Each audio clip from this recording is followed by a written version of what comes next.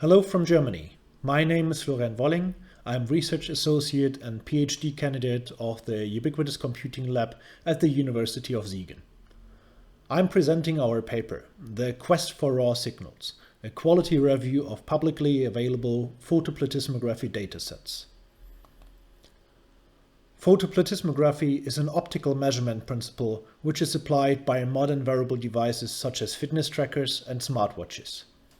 It measures the pulsating blood volume flow in the microvascular bed of the tissue and enables the derivation of the primary vital signs heart rate, respiration rate, and peripheral oxygen saturation.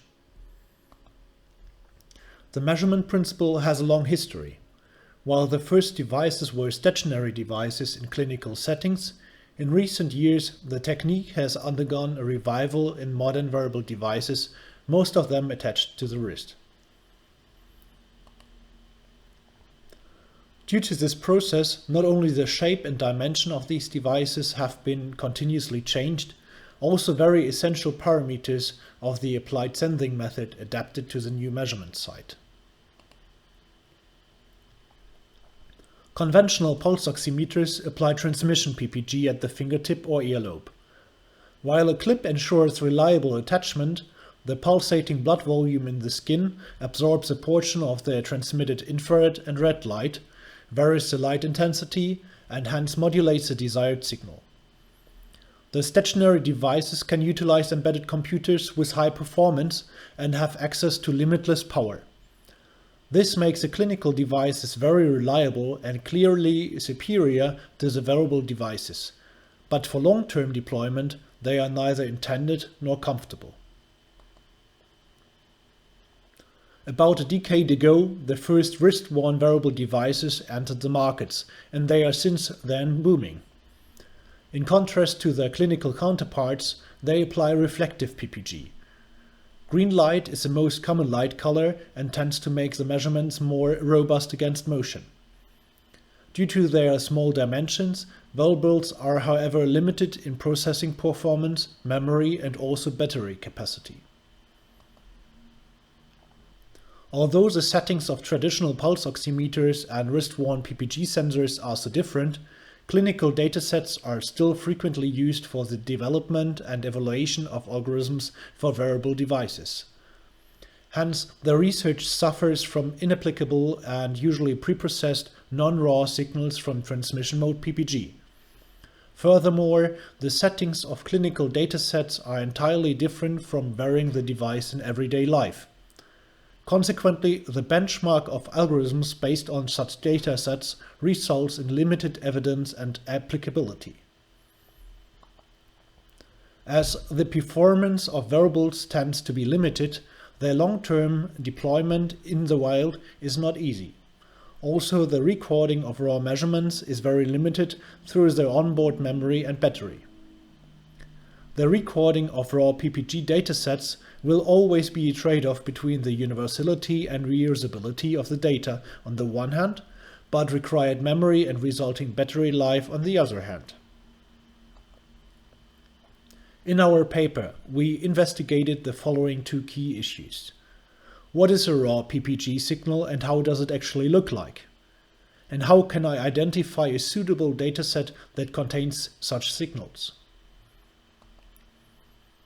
For the automatic review of datasets, we have developed an analytical tool that applies the following 7 decision metrics. The first metric assesses the quality of the provided timestamps.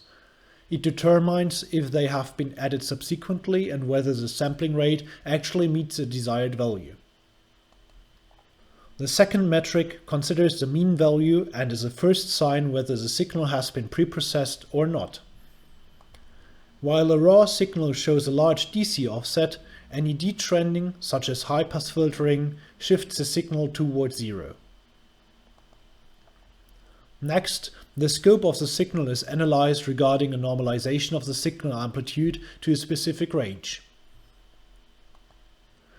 The granularity is a measure that is closely related to the amplitude resolution and describes the minimum distance between the quantized samples. It is an indicator of applied preprocessing. For a raw signal directly obtained from an analog to digital converter, the granularity will be an integer number of 1. Filtering or normalization will, however, result in floating point values. Clipping is a nasty artifact that is present in aged datasets, but rarely in recent ones. It is simply identified through longer periods in which the signal remains at the minimum or maximum. The traditional pulse oximetry sensors monitor the PPG signal proportional to the course of the arterial blood pressure and flip it to enable this analogy. The original unflipped course is, however, inversely proportional to the ABP signal. We applied two methods to determine the course. The first one utilizes that the pulse's center of mass is usually located at the systolic onset, while the diastolic peak is much lighter. The second one compares the steepness of the rising and falling edges. The systolic slope tends to be more abrupt than the diastolic slope. The last metric is based on the frequency spectrum of the signal and allows to assess whether the baseline wandering and low frequency components have been removed from the signal. By comparing the very low and the intermediate frequency band, or the low frequency and the intermediate frequency band, we can identify whether only the DC offset or even the respiratory modulation have been removed. We applied the presented metrics to these 10 publicly available datasets that have been published between 2013 at the bottom right and 2020 at the top left. As you can already see at first glance, the advertised raw data of the datasets look quite diverse. Especially if you pick out a few of the pulses, there are massive differences apparent. The frequency spectra further unveil which ones have been detrended and preprocessed. The datasets 10, 8, 6 and 5 apply transmission PPG, which is also apparent from the pulse slopes. The datasets 2 and 3 use the variable Empatica E4, which flips the PPG signal to be conform to the ABP signal. Dataset 7 is interfered by noise and the identification of the signal orientation was not distinct. Dataset 9 is a replacement of dataset 10 for the signal processing challenge in 2015. It contains preprocessed, smoothed PPG signals. Dataset 1 and 4 are the remaining raw signal datasets. However, dataset 4 shows a normalized and rather granular amplitude resolution. The summary of the results from all reviewed datasets is available in the paper. The analytical Python tool PPG Raw generates, however, a more detailed analysis. Photoplethysmography is an emerging measurement principle and present standard in wearable devices such as fitness trackers.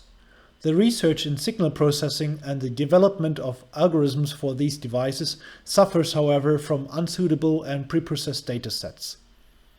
Based on 7 decision metrics, we developed an analytical tool for the automatic quality review of PPG signals. We applied it to 10 publicly available datasets that were advertised to contain raw signals. Based on our findings, we formulated guidelines for the generation of future PPG datasets. Our PPG Raw Python tool, as well as the reference signals, are available for download from our team website. Thank you for your interest in this topic, and I'm looking forward to answering your questions.